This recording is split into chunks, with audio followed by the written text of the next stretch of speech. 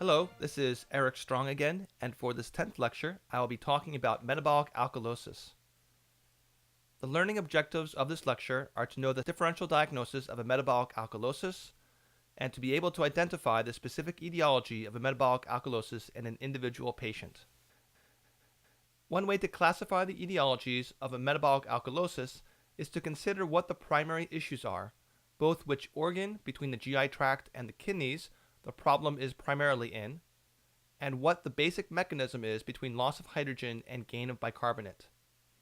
For example, loss of hydrogen ions in the GI tract can be due to either vomiting, nasogastric suctioning, or congenital chloride diarrhea.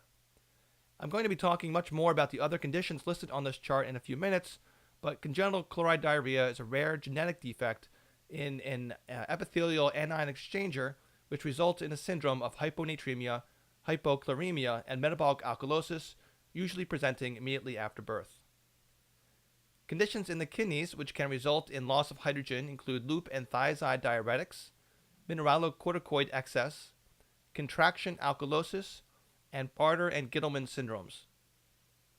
In the gut, gain of bicarb can be due to the milk alkali syndrome or due to ingestion of sodium bicarbonate. And in the kidneys, contraction alkalosis can also lead to gain of bicarb. I personally prefer a different scheme for classifying these etiologies based on whether the conditions are common or uncommon causes of metabolic alkaloses. Common etiologies include contraction alkalosis, diuretics, vomiting, and NG suction. Uncommon or rare etiologies include mineralocorticoid excess, hypokalemia, milk alkali syndrome, ingestion of sodium bicarb, Bartter and Gittleman syndromes, and congenital chloride diarrhea. I'm not suggesting here that hypokalemia is itself uncommon, but rather it is an uncommon cause of a clinically relevant alkalosis in the absence of an additional process. I'm going to discuss each of these etiologies one at a time, including a review of the pathophysiology. The reason to go into such detail is to provide you the background necessary to be able to predict which conditions can cause a metabolic alkalosis. It will also help you to understand how we diagnose these etiologies and what specific therapies might exist for them. One of the most common causes of a metabolic alkalosis, and certainly the most common among my own patients, is known as a contraction alkalosis. This term refers to the metabolic alkalosis that can accompany volume depletion, either actual volume depletion or the decreased effective circulating volume that can accompany diseases such as congestive heart failure. To understand the physiologic processes that drive a contraction alkalosis, I'm going to go through two key diagrams, to which I will be referring again later in this lecture. The first is a schematic of a nephron, which might look familiar from lecture 2. In the proximal convoluted tubule, we can see that bicarb and sodium reabsorption are stimulated by, among other things, a hormone called angiotensin II. In the distal tubule, through a complicated multi-step process, another hormone called aldosterone stimulates reabsorption of sodium in exchange for secretion of both potassium and hydrogen. So high levels of angiotensin II and aldosterone lead to bicarbonate reabsorption and hydrogen secretion respectively, and thus a metabolic alkalosis. However, what triggers high levels of angiotensin II and aldosterone to begin with, and how is it related to a patient's intravascular volume? The hormonal regulation of intravascular volume as it relates to acid-base balance is a very complicated topic, but I will try to simplify it as much as possible with a single slide. There are several organs involved in this process. Most prominently, of course, is the kidney. However, there are also the adrenal glands, the pituitary and hypothalamus adjacent to the base of the brain, the liver, and the lungs. For this diagram, I've colored physiologic effects in green, enzymes in blue, and hormones and pre-hormones in tan. Regulation of intravascular volume starts with low blood pressure, more accurately, low renal perfusion. Low renal perfusion stimulates secretion of an enzyme called renin from the juxtaglomerular cells in the kidney. Juxtaglomerular cells are actually specialized smooth muscle cells within the afferent arteriole whose sole purpose is to secrete renin. Renin acts on a pre-hormone called angiotensinogen, which is initially formed in the liver to create yet another prehormone called angiotensin 1. Angiotensin 1 travels in the systemic circulation to the lungs, where the uncreatively named angiotensin converting enzyme transforms it into angiotensin 2, an active hormone. Some of angiotensin 2's actions include vasoconstriction and increased thirst. These actions make perfect sense if you remember that low renal perfusion was the trigger for this brief cascade of events. Initially separate from the renin-angiotensin system is the hypothalamic pituitary adrenal system. This begins in the hypothalamus with the release of a hormone called corticotropin-releasing hormone, or CRH, which travels locally to the anterior lobe of the pituitary gland, where it triggers release of ACTH. ACTH travels systemically to the adrenals, where it stimulates conversion of cholesterol into a variety of steroid precursors. Through a sequence of biochemical steps beyond the scope of this lecture, some of these precursors are converted into cortisol in the zona fasciculata of the adrenal cortex and into aldosterone in the zona glomerulosa. Cortisol negatively inhibits the release of CRH. The direct link between the renin-angiotensin system and the hypothalamic pituitary adrenal system is the fact that angiotensin 2, in addition to its other actions, stimulates production of aldosterone. Together, angiotensin 2 and aldosterone act on the kidney as we just saw on the prior slide of the nephron, with angiotensin 2 acting in the proximal tubule and aldosterone acting in the distal tubule and collecting duct. The combined actions in the nephron include sodium reabsorption, bicarbonate reabsorption, potassium secretion, and hydrogen secretion. In addition, cortisol actually has some activity in the nephron similar to that of aldosterone, which is only clinically relevant when cortisol levels are in great excess. This is a good place to mention that aldosterone, cortisol, and any other steroid hormone which acts on the kidney in some way to promote sodium reabsorption is known as a mineralocorticoid. I will talk more about the mineralocorticoids in a few minutes. One of the net results of all this, of course, is a metabolic alkalosis. In addition, the sodium reabsorption promotes water reabsorption, which in turn increases blood pressure and thus renal perfusion. High renal perfusion is responsible for negative feedback on the juxtaglomerular cells and subsequent decreased renin secretion. Although a complete discussion of the regulation of intravascular volume would also include things such as ADH, ANP, and other hormones, this diagram is sufficient for an understanding of the generation of a contraction alkalosis. The next most common etiology of the metabolic alkalosis is the use of diuretics. Here is the nephron once again with the proximal convoluted tubule, loop of Henle, early distal tubule, and the collecting duct. I'm going to add in one additional segment, the thick ascending limb, which I haven't previously mentioned in this course. To understand the role of diuretics in the kidney, I first must mention two important transporters, which are transmembrane proteins on the luminal side of the cells lining the nephron. These transporters are responsible for movement of solutes from the tubule lumen back into the intracellular space, from which they will eventually make their way back into the systemic circulation.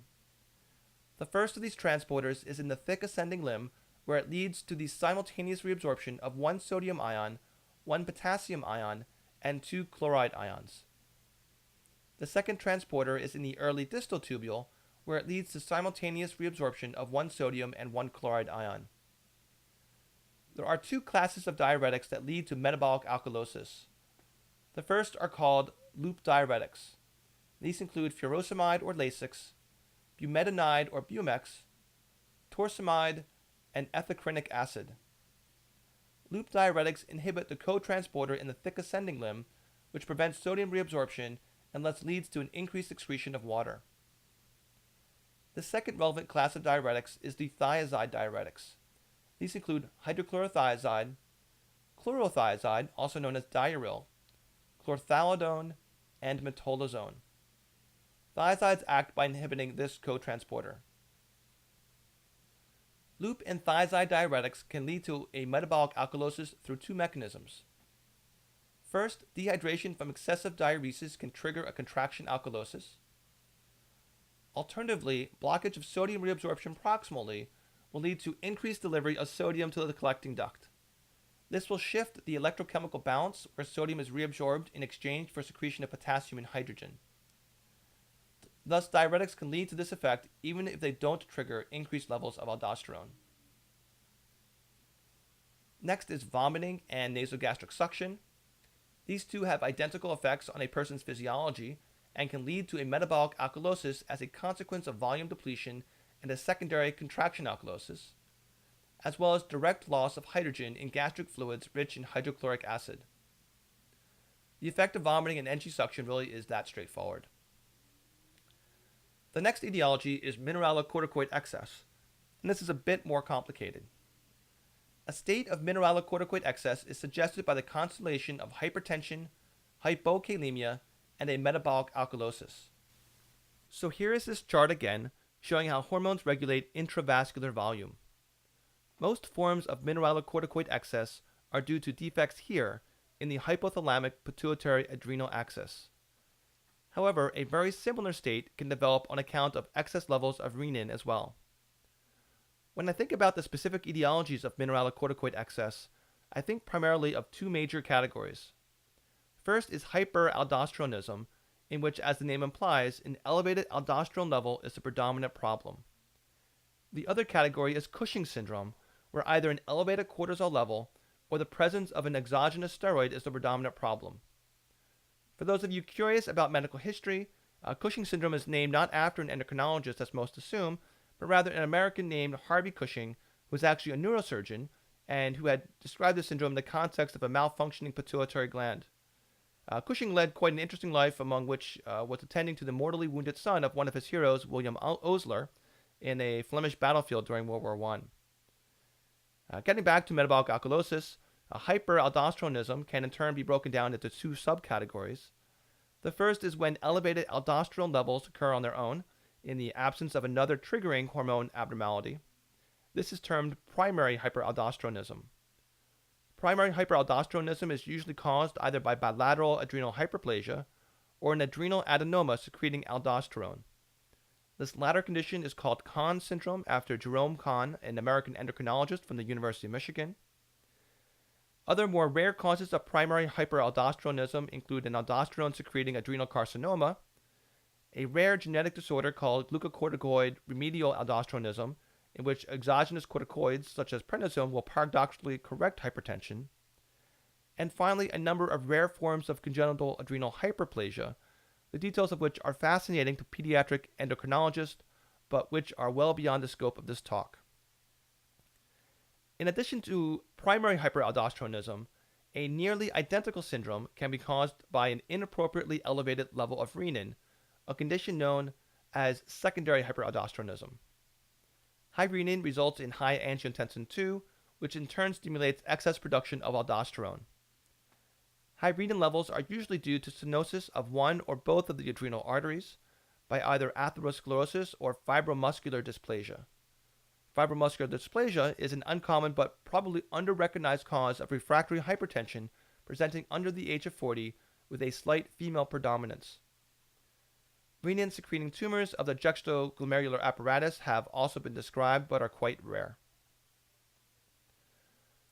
Moving on to Cushing syndrome, this can be caused at any step along the hypothalamic pituitary adrenal axis. So the first cause is an elevated level of CRH, caused by a CRH-producing tumor, which for some reason is best described in bronchial carcinoid tumors, which are quite rare. The next step along the axis is an elevated ACTH. When caused by an ACTH-secreting pituitary adenoma, it's called Cushing's disease. Elevated ACTH can also be caused by ectopic production by a tumor, usually small cell lung cancer. Next, an elevated cortisol can be the result of an adrenal adenoma, a cortisol-secreting adrenal carcinoma, or from chronic licorice ingestion. Licorice contains glycyrrhetinic acid, a natural steroid, that inhibits an enzyme normally responsible converting cortisol into cortisone, which has much less mineralocorticoid activity. A synthetic form of glycyrrhetinic acid known as carbonoxolone is occasionally used in the UK for various esophageal disorders and has hyperaldosteronism as a side effect. The final cause of Cushing syndrome is exogenous steroids, usually prednisone. One final miscellaneous cause of apparent mineralocorticoid excess is Little syndrome, which is a rare autosomal dominant disorder in which there is excess sodium reabsorption and potassium secretion in the collecting duct. Hypokalemia is the next general etiology of a metabolic alkalosis. Hypokalemia leads to a metabolic alkalosis through several mechanisms. First, in the presence of hypokalemia, there is a shift of potassium ions from the intracellular space to the extracellular space in exchange for a shift of hydrogen from the extracellular space to the intracellular space. In addition, within the nephron, hypokalemia is a stimulus for the reabsorption of bicarbonate in the proximal tubule and for secretion of hydrogen in the collecting duct. Milk alkali syndrome. This syndrome consists of the constellation of hypercalcemia, metabolic alkalosis, and renal insufficiency. It is associated with the ingestion of a large amount of calcium and absorbable alkali. It was originally described in patients consuming large quantities of milk and sodium bicarbonate for treatment of peptic ulcer disease, but currently it is more common in older women taking calcium supplements for prevention of osteoporosis. Milk alkali syndrome can also be seen in Oceania and the Far East, where consumption of betel nut is sometimes accompanied with either calcium carbonate or calcium hydroxide. Although the mechanism of pathogenesis superficially seems obvious, various attempts to explain the complete pathophysiology of milk alkali syndrome have not been fully convincing, and a definitive description of the disease remains elusive. Bartter and Gittleman syndromes are autosomal recessive disorders of the membrane transporters in the nephron. Their shared features include a metabolic alkalosis, hypokalemia, high renin and aldosterone levels, and a lack of hypertension. Distinguishing features between the two include the following. Patients with Bartter syndrome frequently have mental and growth retardation and hypercalciuria. It usually presents in young childhood and is exceptionally rare. Patients with Gittleman syndrome have a predominant complaint of muscle cramps and are hypocalciuric. Gittleman syndrome presents in adolescence and is very rare, but not as much so as Bartter. To understand exactly how these syndromes work, here is a picture of the nephron again, with our tubular transport proteins drawn in. You will recall that the target of loop diuretics is a sodium-potassium chloride transporter in the thick ascending limb. In Bartter syndrome, this is the affected protein. Therefore, Bartter syndrome biochemically mimics treatment with loop diuretics. The thiazide diuretics block the sodium chloride transporter in the early distal tubule, and this is where the problem is with Gittleman syndrome, which therefore mimics treatment with a thiazide.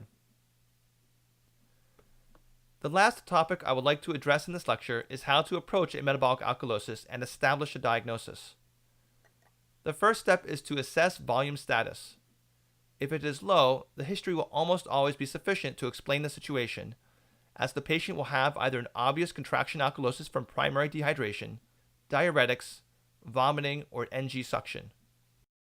If none of those are apparent, and the patient is in the appropriate age demographic, you may be dealing with one of those rare cases of Bartter or Gittleman syndromes. On the other hand, if the volume status is either normal or high, the next step is to assess the blood pressure and serum potassium level. If blood pressure is normal and potassium is low, then hypokalemia is in itself the likely cause of the alkalosis. Of course, hypokalemia has its own differential diagnosis, which I won't get into here. If the blood pressure and potassium are both normal, then I would consider either the administration of exogenous alkali, such as sodium bicarbonate tablets, or milk alkali syndrome. Finally, if the patient has significant hypertension, then the condition to worry about is mineralocorticoid excess. At that point, renin and aldosterone levels should be checked. The appropriate means of measurement and interpretation of renin and aldosterone is a complicated topic that I won't have time to get into in any detail in this lecture, but the basic interpretation can be deduced from the aforementioned discussion of the body's hormonal regulation of intravascular volume. Therefore, a high aldosterone and low renin level suggests primary hyperaldosteronism. A high aldosterone and a high renin suggest secondary hyperaldosteronism. A relatively normal aldosterone and normal renin suggest Cushing syndrome. And finally, low aldosterone and low renin suggest an extra hormonal cause of the apparent mineralocorticoid excess, such as exogenous steroids, licorice ingestion, and the rare Little syndrome. That does it for the differential diagnosis of a metabolic alkalosis. The next two lectures will cover primary respiratory disorders.